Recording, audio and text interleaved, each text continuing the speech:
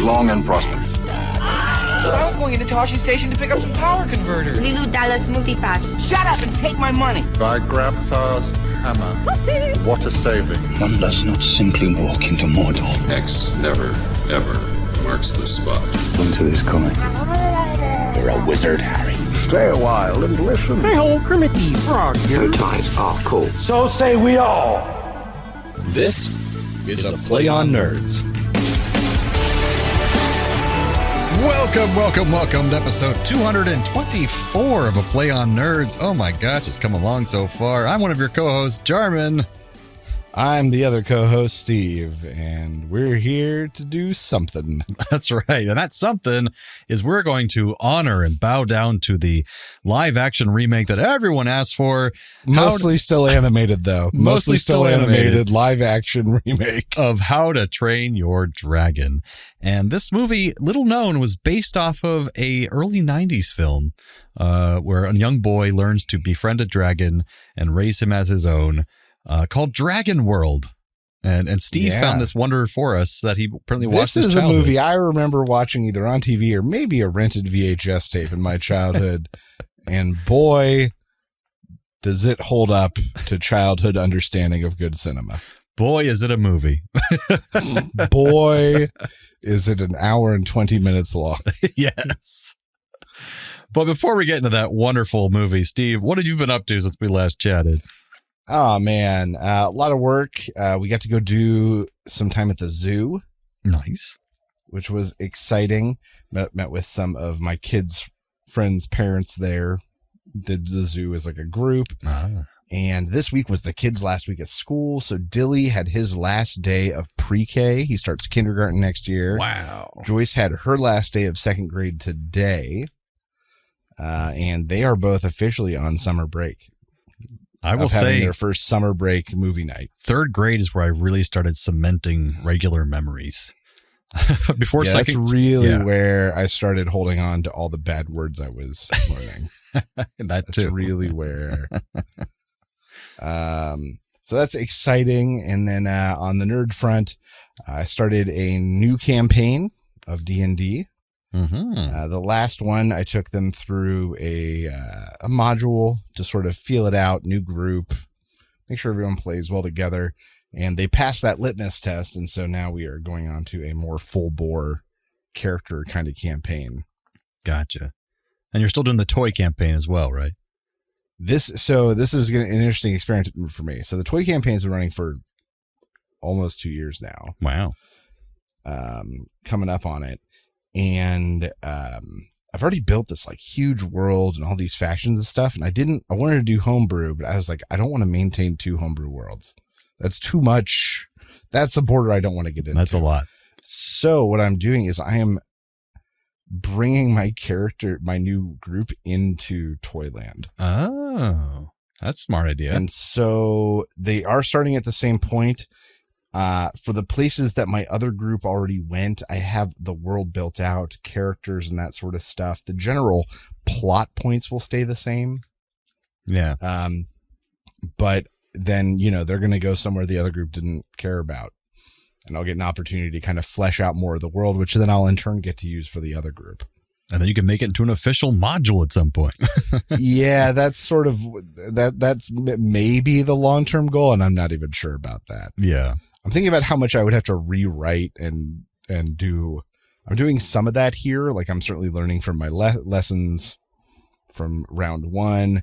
I've got everything organized in one tool this time. I'm using Obsidian from the go, which I wish I had done with the other one had I known Obsidian existed. But so I think it's going to go well. We had session 1. Everyone seemed to dig it. They got twice as far. Oh. In session 1 as my original group. Different group dynamic for sure. Yeah. Well, I did the thing where I was like, all right, you have about an hour in town to prepare yourself before you head out to the East Fields to figure out what's eating the crops. Does anyone have anything they want to do to prepare? And in that group, they were like, yeah, I want to go visit the shop. Oh, I want to see if I can sharpen my knife. Oh, I want to, everyone had a thing, and we took time exploring and some character moments. This group was like, nah, let's head out to the field. I was like, all right. Okay. Okay. do you stay and talk to this guy? Now we're just going to head back. I was like, oh, all right. No side quests. Great. Stayed straight on the story quests. Straight on the story quest. Well, that and there. So I've got this really dangerous combination of players that will kind of balance out in that I've got one player who's a super min-max strategist type. He always picks the strongest, craziest thing every time. And so he's doing like a healing warlock, but with the new invocations in 2024, you can really kind of do whatever you want with warlock now. And so he's ending up with like a high AC, and he's got really high charisma. So he's a talker. Oh, and he's a healer. Oh, and he can do pretty substantial damage. What? Like he's just every role. That's not cool. So there's that. And then I've got another guy who is just distracted and doesn't care. So he just looks up YouTube videos where min-max strategists tell him how to make his character. And so he does that. And so this past session, I threw a big monster at them as like a road encounter, sort of thing to sort of slow the session down a little bit. And one of them now has Hex. The other one has Hunter's Mark. And one of them is doing 2 attacks per turn already because of a new feature already in D&D 2024. Right. And so this, even a 60 HP creature, which for level 2 characters should be insane, was just gone. It was just gone. In 2 rounds, it was gone. That's their own funeral. It means you're going to tighten it up and make them scared. It means I'm going to have to beef up hard to make it impactful, and we'll see how that goes for them. I'll probably have to kill one of them to scare them. Team wipe. Just, you kill one early and the rest of them straighten out. Absolutely. Just a warning shot. But also, I think it was a anniversary for you and Anna, wasn't it? According to my calendar? Yes. Yeah, sounds right. No, yesterday, Wednesday, the 4th of June was our 14th 1-4 wedding anniversary. That's amazing. That's right. You were on a New York roof 14 years ago. 14 years ago. That's right. That's when I dropped the jewel in the ocean of the Titanic. That's right. And Bill Paxton was there. I remember that. Well, congratulations on 14 years. That's amazing. Oh, thank you, buddy. Well, I'm glad you got to be at my wedding. Someday you'll celebrate 14 and we'll talk about it. There you go. On this podcast, probably. Yeah, or whatever this turns into. Who the hell knows? Who knows? VR or something. Maybe this will just be implants in our brain and we just think things and form thoughts. Probably. I'm just kidding. Technology's not going that far. We're going to blow up real soon. Oh, yeah. We'll be destroyed before then. We'll be dead long before we get to that fun technology part. It'll take our jobs first. Will. So what have you been up to? Well, I recently did like a whole repositioning, rebranding thing for myself, which is kind of happening all this month because on July 1st, I have a pretty big book coming out in that it's my first book with a major, one of the top publishers, Penguin Random House. It's called The Art of Vanishing. And it's a cute story all about this couple who basically this woman who works in a museum as a janitor. She eventually sees the paintings moving in the museum and she starts to fall in love with one of the people in the paintings who's played by me. And I'm this French aristocrat who's the son of the painter. The painter made a painting of him, and when this painter made a painting, it turns him into a real creature who lives in this painting world. So she can go in the paintings and visit the other artworks in the museum, and they have a great time, and funny things ensue. COVID happens in the middle of the book as well. So it's kind of like a modern telling of what's going on in our world. But it's a romance when it comes down to it, but there's no erotic scenes. It's more accessible to a mainstream audience, and I'm excited about it coming out. So, but as that's happening, more eyes might be on this book than my normal books. So I was wanting to update my website, get some videos started. So I'm finally refitting my booth to have a permanent like webcam set up in there, so I can start doing streaming and videos. So pretty soon I'll be doing a lot of some live readings of books that I'm narrating. So I'm narrating it live for an audience so they can hear it with permission from the authors. Just to kind of get my social media up to par. So when people look me up after seeing this book. They're not like, this guy has no posts. He has no online presence. Who the hell is this guy? Right. So it's a lot of work I'm doing a new headshots because I've had new headshots since I have all gray hair now and a beard, you know, look completely different than my old headshots where I was like a baby. I even dyed my hair brown for those. So it looked ridiculous. And now you just got to get your OnlyFans content up to date. Oh, that's already covered. It's just under a different name. J-Man Brown Eye. That's all I'm saying. Brown Eye. God. Yes, that's not real. But anyways. People everywhere. 3 people are looking it up right now. J-Man Brown Eye. That is going to be in Google's algorithm forever. Oh, Jesus. J-Man Brown Eye. But yeah, check out The Art of Vanishing. Comes out July 1st. Audiobook version. The regular book version, I'm sure, is great too. But check out the audiobook version. Anyways, so. Ooh, very exciting. But that brings us to some nerdy news. It's time for Nerdy News.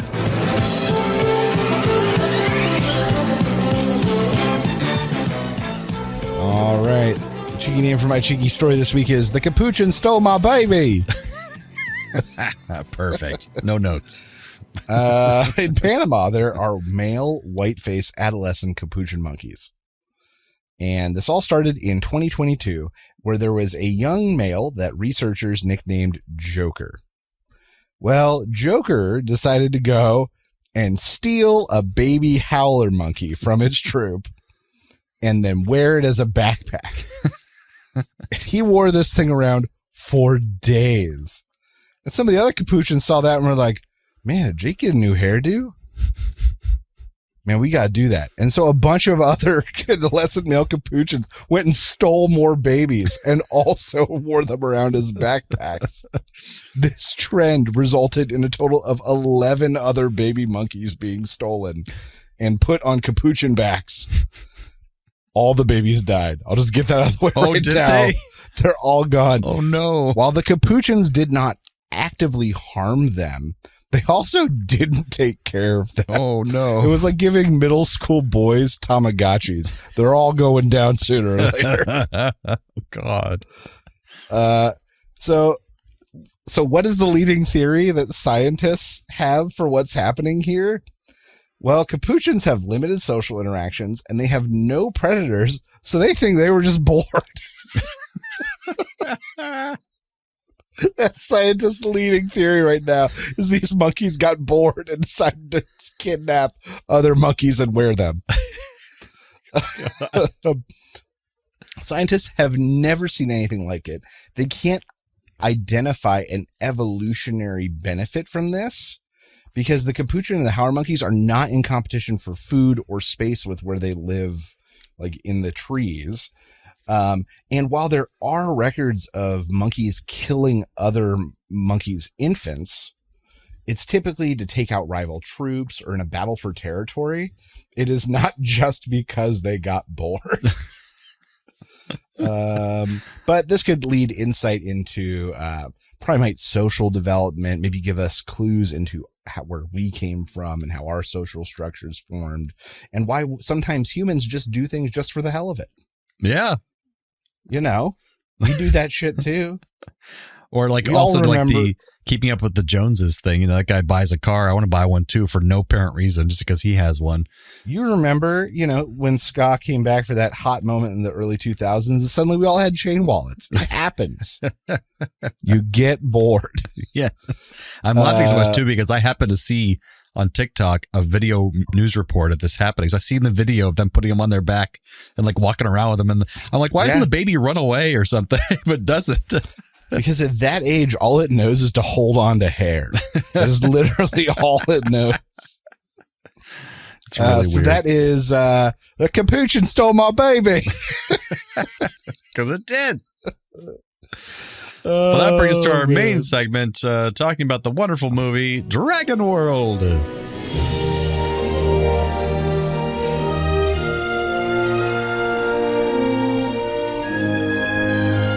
All right. A train travels across the Scottish countryside. A young boy accompanied by a guardian. His parents both killed in a car crash by a drunk driver. He's being sent to live with his grandfather. The boy struggles with his new life, the ordeal of living in a castle. He does have to eat weird Scottish food and is in general getting used to the old man smell that fills the place. The grandfather decides the best thing he can do is have the boy go and work the sheep to help with his sorrow, as well as to bury his sadness in song. And he teaches the boy to play bagpipes like his fathers and forefathers before him. The two grow close, and one day on a tree at his grandmother's grave, the boy wishes for a friend. He plays a wicked bagpipe solo, and a baby dragon appears. The boy chases it, catching the dragon, bringing it home like a stray dog. It scares the hell out of, I think she was called a constable, but the housekeeper lady. Miss Cosgrove, yeah. Miss Cosgrove, and wrecks the house. Smash cut, 15 years later, Grandpa is dead, and Yowler is an adolescent dragon. A documentary filmmaker in a helicopter is scouting haunted castles and spots Yowler on a whim. Luckily, he's got like an attractive daughter about the age of John, and he falls hard for her and starts making bad decisions from that moment on. He introduces them to Yowler, shows them the castle, but then says he doesn't want any attention, and he makes everyone promise to keep it a secret. So the filmmaker immediately runs to a really shady businessman and tells him. The businessman immediately decides he wants to capture the dragon, transfer it to Edinburgh, and market it as a family-friendly attraction without knowing a single thing about it. It's just incredible. They're going to leverage the tax issue that John McGowan is having with the castle to secure the deal. McGowan finally relents. He goes to tell Yowler the news, and Yowler agrees kind of in his own way. That night, McGowan and the filmmaker's daughter hit it off, and they dance to a rock and roll song, and he touches her in weird, awkward ways. It's odd. And they just hug. There's a moment where they're just kind of like overly affectionately hugging. It's weird. Let's see. That just derailed this whole review because it was just so strange to think about. Derailed the movie, too. McGowan signs the Dragonworld contract, and the park is soon open. John goes to see Yowler, who he finds sort of sad and lonely and locked away. John tries to console him, but Yowler gets upset, and they threaten him with tranquilizer guns and zap sticks. Yowler is then forced to perform as McGowan tries to back out of the contract, but, it's ironclad, and the guy optioned for evil reasons to keep Yowler. Yowler has to stay, but he revolts during the performance, attempting to break through. He breathes fire for the first time, more or less, and a panic ensues. Yowler gets tranked hard, and John decides that he has to do something. The filmmaker feels bad, and he decides to help out. He has a great idea. They take his camera into the bad guy's office and then secretly, not so secretly, film him admitting that the contract is binding and he was exercising a clause in the contract. That he didn't break any laws. Yeah, so they got a recording of just the situation, I guess. Yeah. But the filmmaker punches the businessman and they tie him up. They sneak into Dragonworld. They get past a bunch of armored guards somehow, but the jig is up, and John and Lady Friend hop on Yowler, and he takes to the flight. All of a sudden, a CGI dragon replaces the classy one we had up to this point and takes off the ground. Mid-air, John asks for her hand in marriage, and the CGI dragon flies them to the moon. Back home at the castle, they literally, the shot is just them flying at the moon. Oh boy. Back home at the castle, the CGI dragon lands and is quickly replaced by the lovable dragon puppet that we liked. But with the bad guy on his way to claim his prize, McGowan has to pull like a Harry and the Henderson / Old Yeller and tell him to go. We don't want you anymore. Yowler wanders into the mist and disappears. The bad guy arrives, accidentally admits to being guilty of something, which will definitely hold up in court, and he is hauled off by police. Sometime later, John is at his grandfather's grave. He makes another wish for Yowler to come back so he can tell them that he is sorry. He plays his bagpipes, but Yowler doesn't come. A year later, a son has been born. Apparently, they got pregnant just right away. McGowan hears something on the ridge. It's Yowler, come to meet his son. He is welcomed home and presumably yells, "This shit belongs to me," as the credits roll. Yowler's back, baby. Yeah. So did you have any idea this movie existed? Not a single clue. Imagery, anything? I would say once I saw just the dragon's face, the puppet by itself, it looked familiar, but otherwise nothing of this movie is at all familiar. Like, I had no idea it existed. I kept wanting to search Dragon Heart instead of Dragon World. So as a fresh set of eyes, what did you think of Dragon World? So I will say we didn't get to what the frick Dragon World was until an hour into this hour and 26 movie. So it was very limited time in Dragon World. Yeah. And also I will say at 22 minutes in, I marked it down. Miss Cosgrove literally says the phrase, "How to house train your dragon." And so I was like, "How to train your dragon" is literally in this movie. Like, this is where it comes from. I'll stand by that. This is the evolution of how I Train Your Dragon came to be. And Scotland, same thing, both in Scotland. That's right. Just saying. I think How to Train Your Dragon takes place on some mythical. Yeah, it's more mythical Viking, but Scottish accents abound, kind of thing. Well, yeah, Gerard Butler's there. Yeah, that whole thing. So it's iffy, but still the connections. Okay, so some things we liked. Let's start with that because I think the list is going to be shorter. There was a little bit of okay acting in here. I put the same thing. Some over the top moments. A little bit of okay acting. But a lot of good acting. So, the person that I was the most impressed with was what the hell is his name? The grandfather. Oh yeah. That's Angus McGowan, Andrew Kerr. He was great. Took it totally seriously. Yeah, like he was taking the job seriously. And this is on my likes as well. I was so happy that we didn't have to watch the play out of the like grumpy, disconnected grandfather who's not interested in the grandson. Right. That's I'm cliche. so glad that like he walked up and he was like, "Are you John McGowan?" And the kid looks at him and goes, "Grandpa," and then he just picks him up and gives him a huge hug. Yeah. Some love. And it was just one of those, thank God we don't have to get over this friggin' hump of like disconnected grandpa. I was so afraid that was going to be the whole first part of the film. I couldn't remember.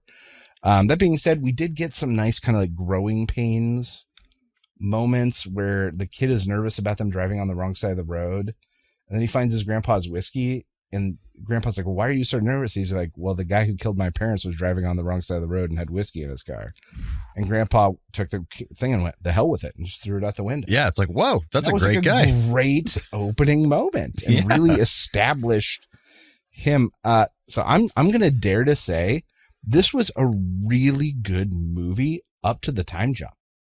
Yeah, I could agree with that. Yeah, it was going somewhere. When he was a kid, that intro, him meeting the dragon, the smaller dragon puppet also was, I think, sort of more successful overall than the large one. Yeah.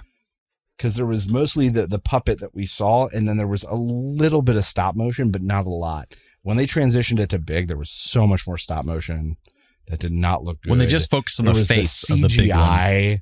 The face of the big one was really good. It had a lot of movements individually in the lips and stuff. But then, yeah, when they zoom out to show the whole body in the stop motion, that was jarring. It falls apart. Yeah. But I would contend this was a really good children's film until the time jump. Yeah, like the scene in the castle where he's talking about, "Do you guys have any cheeseburgers or pizza?" They're like, she's like, I don't know what's in a burrito, but if you tell me, I'll try to make it. I know, it was so cute. It was a cute scene. Right, and it was good. And we got to see sort of in place of the gruff grandfather thing. We got to see the kid like coming to terms with his new life. And it could have been the kid movie. They could have just stayed as the kid. It would have been fine. But they went to the adult part. But then they went to the adult part. That's right. Yeah. So now the bad part. Wait, hold on. I got some more good stuff. Oh. I will say, yeah, the puppetry I said was good, but also I love Scotland. So I went there on my honeymoon. So just seeing all the Scottish countryside and hearing the accents, that was wonderful. It's just beautiful landscapes. They don't have to do very much for that. So that was a good way to save some money. And also on your thing that even when it goes to the adult part, it was a nice, simple story. It was easy to follow. It wasn't very convoluted. It had a pretty simple basis. There wasn't a lot at stake.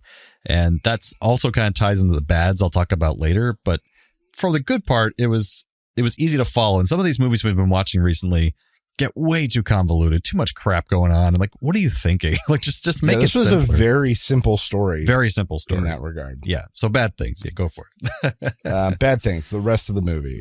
Okay. Not necessarily true. There was some good music throughout. A lot of bagpipe for obvious reasons, but it didn't make it less appropriate or less good. Mm-hmm.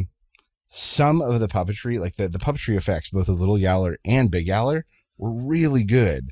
And I went and looked it up, and there's almost zero information on who made this friggin' puppet. Yeah, it said creature effects by this one person, but that was it. It was like, it could be all one guy. He was like a producer at a third-party production company that they outsourced to do this for them. Oh, wow. But there's like no information at all about other things they did. I can't find shit. That's weird. But it was a really very successful puppet. Yeah. I'm sorry the rest of the movie couldn't live up to how successful that puppet was. Yeah. I think they didn't make enough of it. That's the other issue. I think if they made another 3 feet of neck, it would have had a lot more options. Yeah. But they clearly had 2 feet of neck and no more neck. Just the close-ups, please. Just the close-ups. But you mentioned the music. I think, the bagpipes were real, I think. But then outside of that, it was a pretty noticeable like MIDI machine from the 90s. Yeah. And I was like, that always takes me out of the movie a little bit. But otherwise, it was fine. But yeah, I did have to comment on that. Adult John, the way the romance angle was written with him and the filmographer's daughter was just so bad, and not in like an awkward teen way. No, they were too old. Because mind you, they were trying to play him as probably 20 or 21. Yeah. And it just was so awkward that it would have only made sense if they were 13. Yeah, and he was too serious. Like, there was nothing left of that curious child left in him. It seemed like he was just like this very serious Scotsman now who's a laird of his land, and he couldn't be no jokes, no kind of like lightheartedness from him. Well, they also played him like he had been separated from society. Oh, yeah. Like he didn't know about the headphones and he didn't know about X, Y, or Z, and seemed like he'd never seen a girl before. Yeah. Was he a prisoner? What was going on here? Exactly. And so, maybe it's that, him and Yowler just spend all the time. He doesn't go to, maybe but that's not how it played. Yeah, that was a little bit weird. So that was bad. I put that there was such since the plot was so simple, it did feel like there was really nothing happening for a long time. And there was not a lot going on. The stakes are so low that there wasn't really a lot to look forward to. So kind of just plotted a little bit, but it was over before you know it. It was just kind of like there and done. It was a short thing. So I don't know. And I mean, especially you're right. The plot was so simple in that there was no twist. There was no turn. Right. It was filmographer tells bad guy procures dragon. Kid wants dragon back. Bad guy says no. Bad guy, kid plus filmographer release dragon. Bad guy miraculously taken care of. End of film. There you go. But like Yowler's escape was too easy. There wasn't enough time of him in Dragonworld to really feel like he was being mistreated in some major way. Yeah, we basically saw Dragonworld in like two scenes. Once or twice. Dragonworld was like not really much of a part of this movie. And there was no interaction with him for like whatever the dragon show was. Just seemed to be him kind of standing there. Yeah. So I just felt like there weren't enough plans for this movie. Mm-hmm. Need some rewrites. You can feel it. And there's no character arcs really, except the only person in a character arc was Bob, the documentary filmmaker, changes his mind and decides to help the dragon instead of going forward with the plan. Everyone else is like the same character throughout, has no real journey. I mean, I don't have to learn anything. I'm perfect, just how I am. No, I can get on board with that entirely. Just Bob. Bob was he grew. And then one of my favorite weird. Okay, so two things that bugged the hell out of me. The one I mentioned too.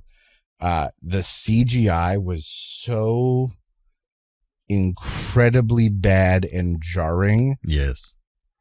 I would rather them have just insinuated the entire thing off camera with a bunch of sound effects and wind machines. It would have been cheaper, and I would have been much happier as an audience More enchanted. member. Yeah. But my absolute favorite part of the CGI is they clearly had no idea what they were going to be able to do when they were filming him and her on its back.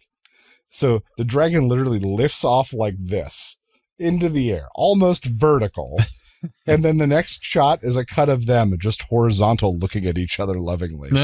And they cut to the dragon again, which is flying up again, almost vertical. And they cut back to them horizontal, not moving at all. They couldn't turn the camera, Right. Well, once again, I think they filmed it having no idea what the effect was going to look like. They had no clue. Yeah, that's right. And then my favorite part that maybe suspension of disbelief broken.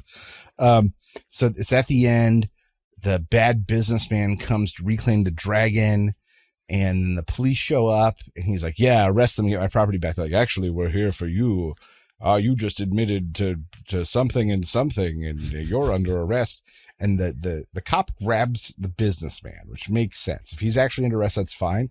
But then the other cop grabs the businessman's bodyguard and hauls him away. And I was like, why would that guy be in trouble?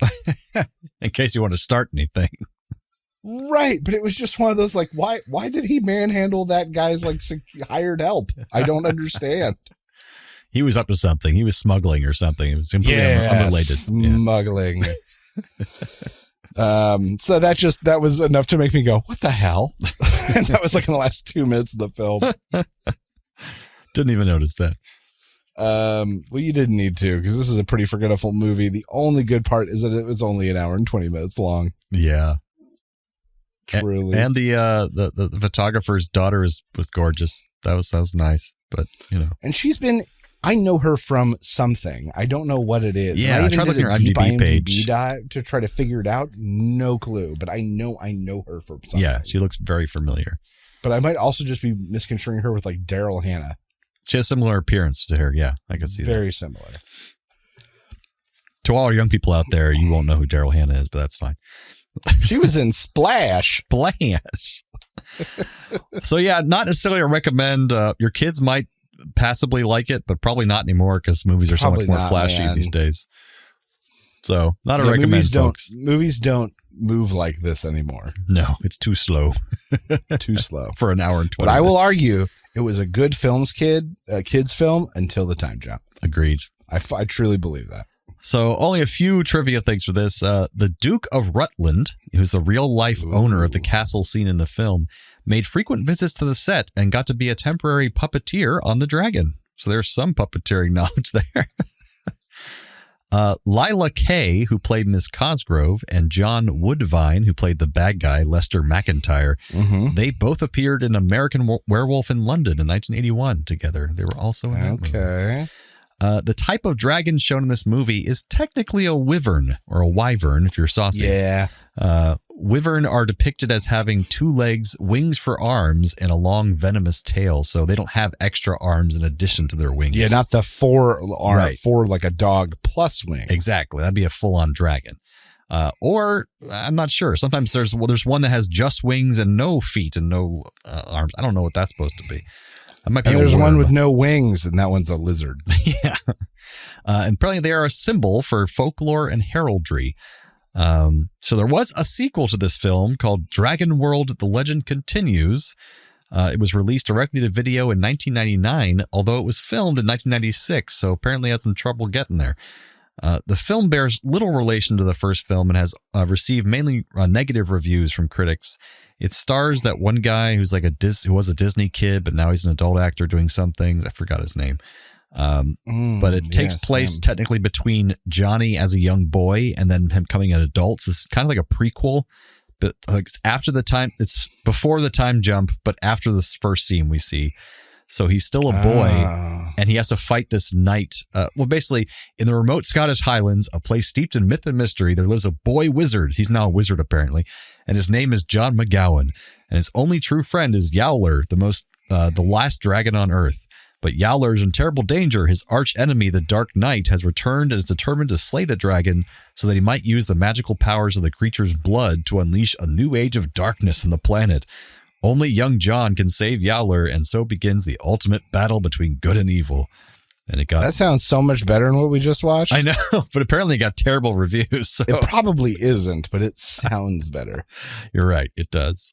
So that could be further down the line. We'll watch that one in 10 years and see what it's like. But, we'll check in on that in 2035.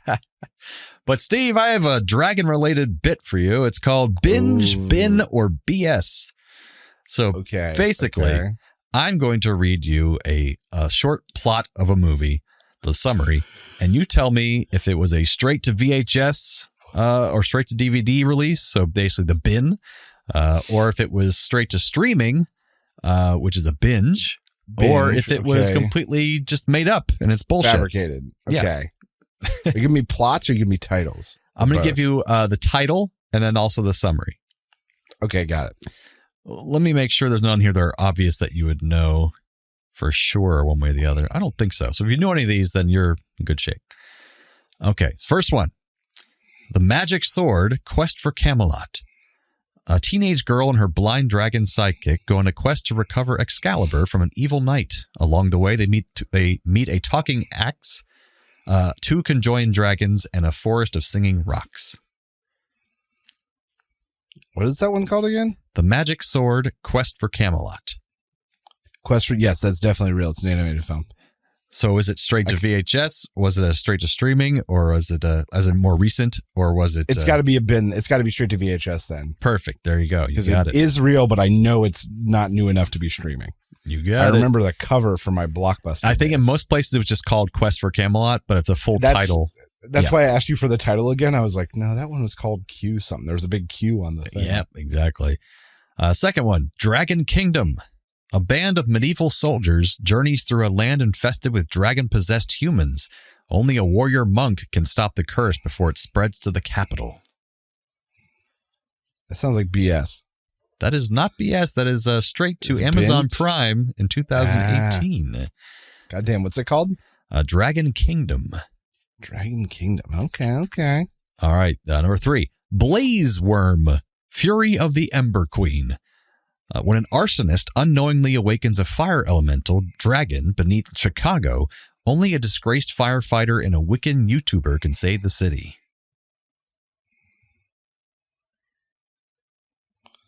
I'm gonna say BS. That is correct. That one is total BS. Well, because the YouTuber part took it out of bin. Right. And so it was like binge or BS, and I was like, nah, it's too many things. That's fair. All right. This one is called The Talon of Flame, Rise of the Hatchlings. After a rogue comet hits a fantasy realm, a group of orphaned baby dragons gains superpowers and becomes the kingdom's last hope against an evil tech wizard. I'm going to say binge. Like, it sounds like it could be a kids animated show. It does, but it's fake. Completely made up. Sounds like some shit be on Amazon. It would be. I mean, come on. That I would come down on like a Saturday and go turn that off. I'm not watching that. That's a bunch of crap. All right, this one. Wizards of the Lost Kingdom 2. A teenage wizard teams up with a muscle-bound warrior and a telepathic animal to defeat an evil sorcerer who's taken over a banana republic. Or medieval kingdom, whichever you want to think it is. I'm going to say bin. That is correct. All right. Wow, I feel like we've watched that movie. That's almost like the one with the kangaroos. Oh, that's a great one. Warriors of Virtue, baby. All right. This one's called Prehysteria. A kid finds a box of mini dinosaur eggs at a taco stand. They hatch into tiny dino pets, and a greedy museum tries to steal them. I've seen this movie, and there's like 3 sequels, I think most of which I have seen. It's got that kid from My Girl 2 in it. Wow. And Last Action Hero. He's in both of those. Dang. I'm going to say Ben. That is correct. And it says 2 sequels. I know I saw it on VHS. All right. This one's called Damsel. A young woman agrees to marry a handsome prince, only to discover she's been being sacrificed to a dragon. Instead of dying, she decides to fight back with a sword and a lot of spite. Binge. It's either Millie Bobby Brown or Joey King. They both had similar Millie Bobby Brown, you're right. Feudal lady Netflix hero 2024 movies on Netflix. Yeah. All right. Here we go. This is called Dragon Rider. A young silver dragon, a brownie, like a magical gremlin, and a human boy team up to find the Rim of Heaven, a legendary sanctuary for dragons.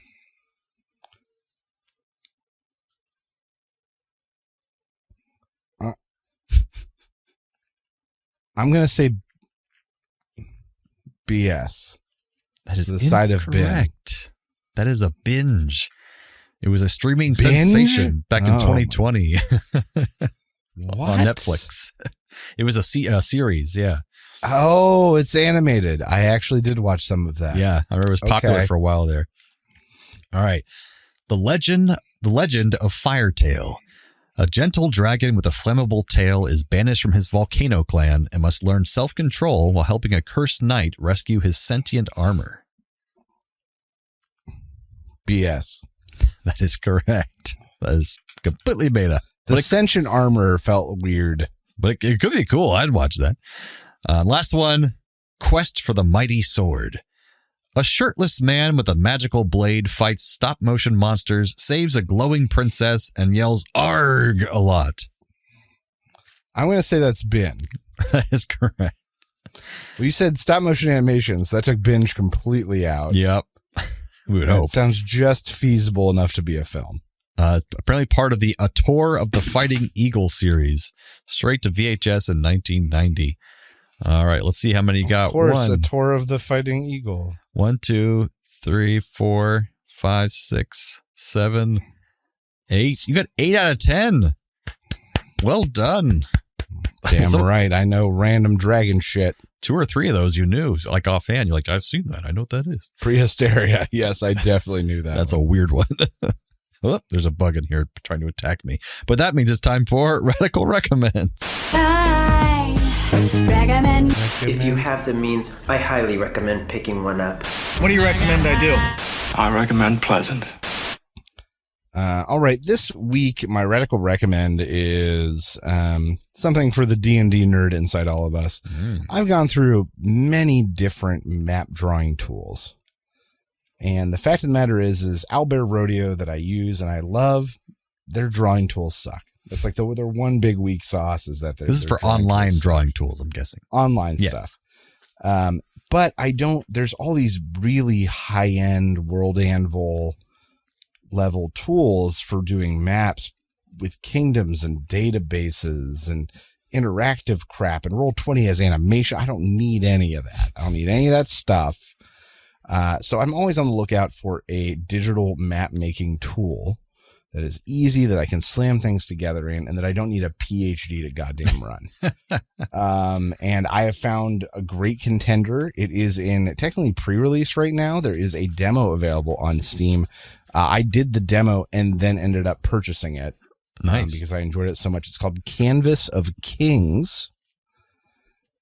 And it is just, it's a real easy thing to use. There are multiple fills, so I just click a button and I say I need crops. And I highlight an area and it just fills that area with crops. Nice.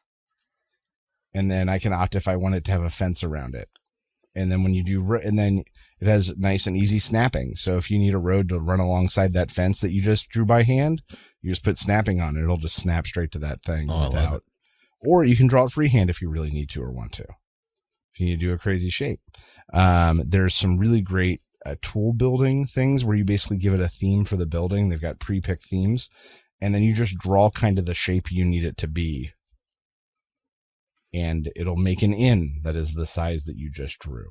You want to add a room to it? Great. You pick a different room and you literally click and drag. It'll snap it on to the side of the room you just made, and it'll put a door there. And it has like pre-made maps you can use as well.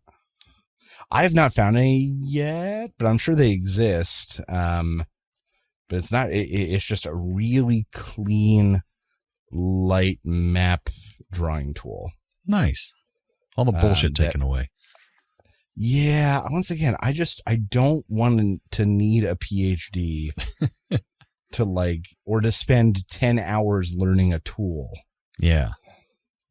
To use it. So that's my recommend this week. Canvas of Kings. Check out the demo. Throw some money at them if you like it. But I love it. It's great for my needs. That's an endorsement there, folks. That's right. Test it out. But that brings us to some trailer reviews.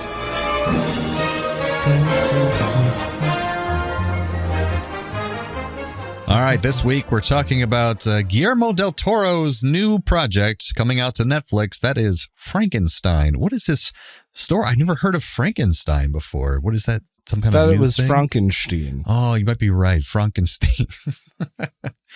How great would that be if this was the bait and switch for Guillermo del Toro's Young Frankenstein? That would be great. Oh, my God. This whole thing is just a huge misdirect. I'd be much more interested in that. Yes. Well, we have Oscar Isaac, who's great and all, but he's playing Frankenstein. And then we have the monster being played by the heartthrob, Jacob Elordi. I think that's how you say his name. I looked him up. I don't recognize him from nothing. He's in Euphoria. He's in a few other projects where he plays a rich, white, good-looking dude because he's like a heartthrob dude. Okay. But he's playing Frankenstein's monster. And then we have, I forgot who the other big person was. Christoph Waltz is playing a part in this as well. I'm not sure what because he wasn't really in the trailer. And it's just some people are saying they're tired of the same Frankenstein retellings where it's not like the book because in the book they're very young. Like he's like a upstart medical student kind of guy. He's like in his early 20s. And I think like the female lead is like almost like 16 or 17. They're like, they're kids basically screwing around with godlike powers. And that's why it's kind of interesting and different. But he's Oscar Isaac's in his 50s, and so, but it doesn't matter to me. I just don't know if we need this for any reason. The trailer looks fine. Yeah, I had this moment where I was like, is this Dark Universe? That thing's dead and gone. No, I don't think so. I guess they had to sell the rights to someone. Well, Frankenstein is open to anybody. Anybody can do true. this. As long as they visually keep away from certain no plugs in the neck, that kind of thing. Yeah. Well, that was like Monster Squad, the movie we watched with the kids meeting the monsters, and they were like, in the design, we had to make sure they were legally different enough from the Universal monsters to not get sued. Yeah. I don't know. I am not a huge fan of Oscar Isaacs. Oh, okay. I love how much he looks around with giant eyes and looks confused. Believe me, one of my favorite actors. Really tell. No, I don't get him. He's one of those ones that I don't get. That's fair. Him and the guy from Last of Us. Oh, Pedro Pascal. Pedro Pascal is another one where I go, nope, I don't get it. Oh man, you're perpetually grumpy and you breathe hard in every movie. My God, come breathe closer to the camera. Oh, we've had this discussion. You got to see Pedro Pascal in comedies.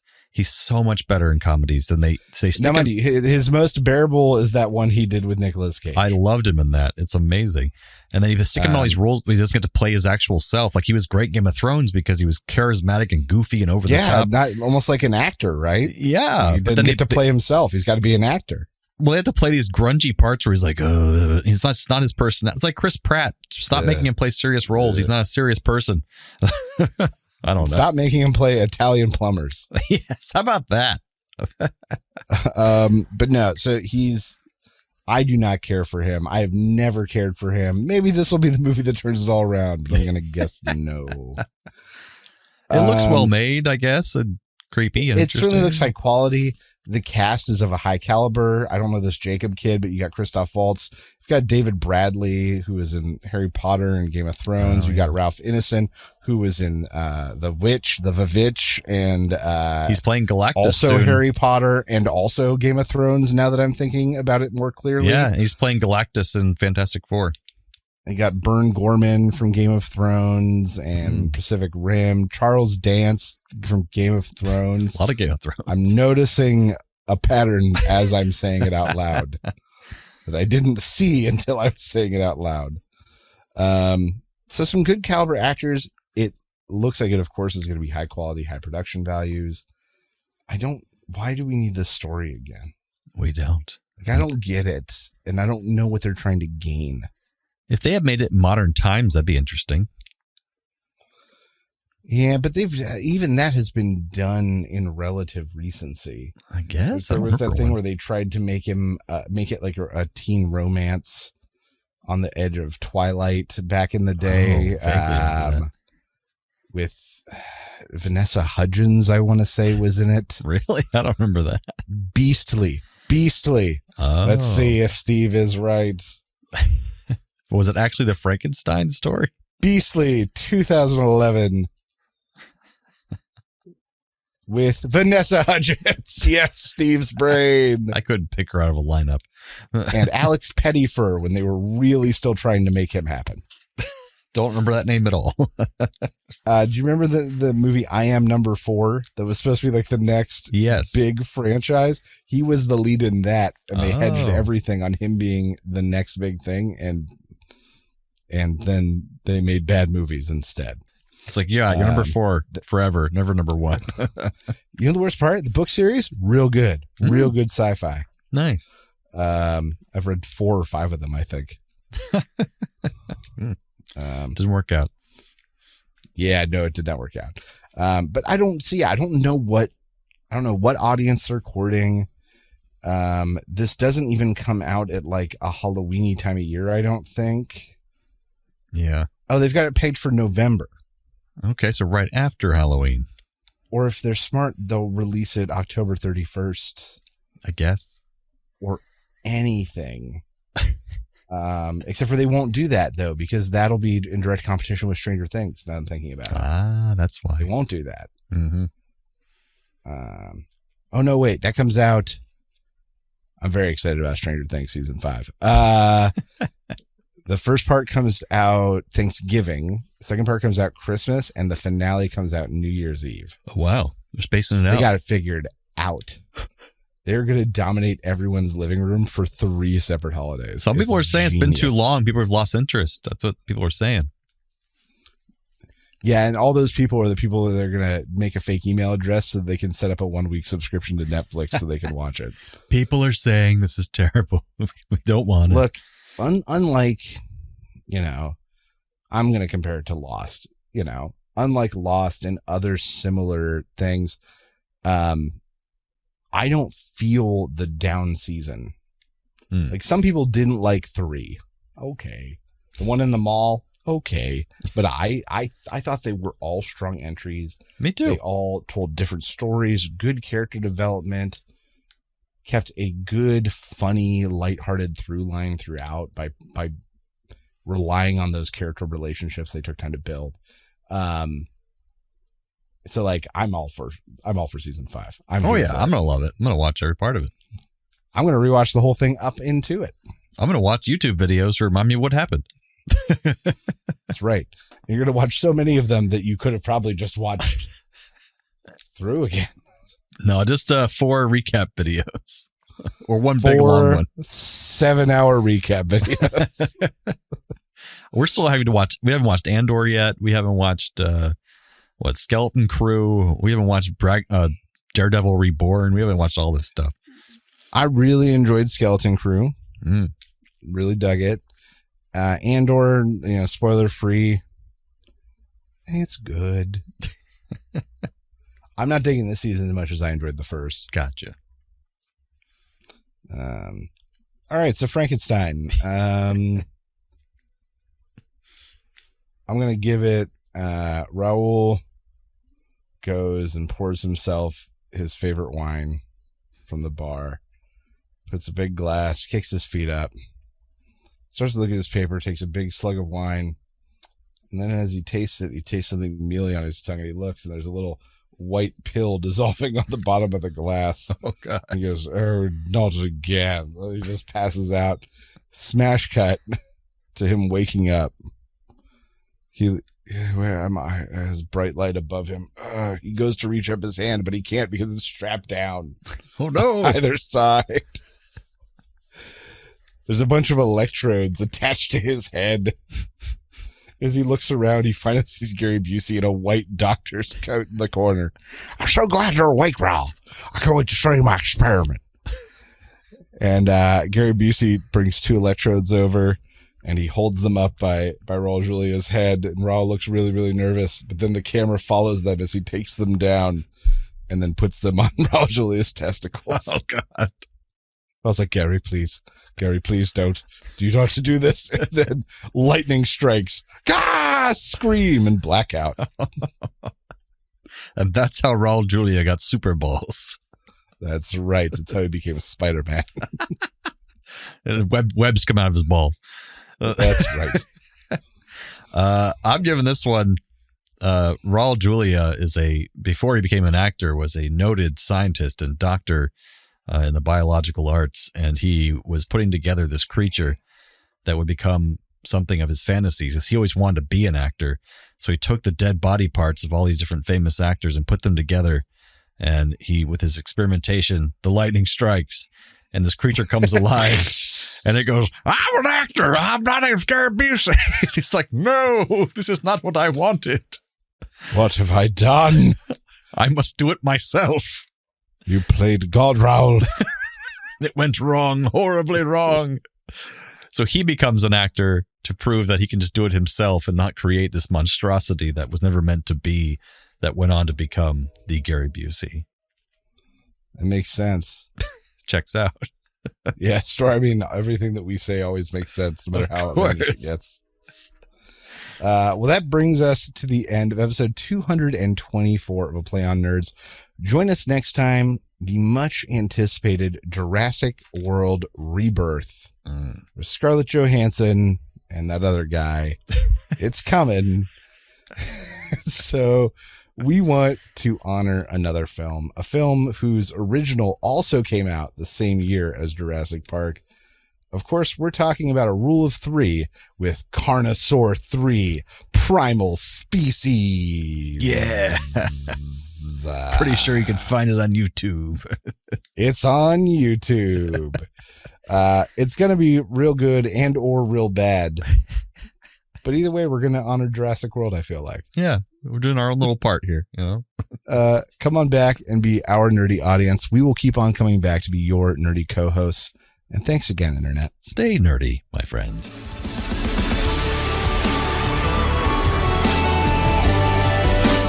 Thanks for listening to A Play on Nerds. Feel free to email feedback at aplayonnerds.com with all your questions or comments. Shoot us a message on Facebook or Twitter and earn yourself a sweet shout out on the show. Review us on YouTube, Spotify, or Apple Podcasts so even more nerds can find us. Tell your friends, tell your enemies, we aren't picky. Check out our entire back catalog and other offerings at aplayonnerds.com. And how?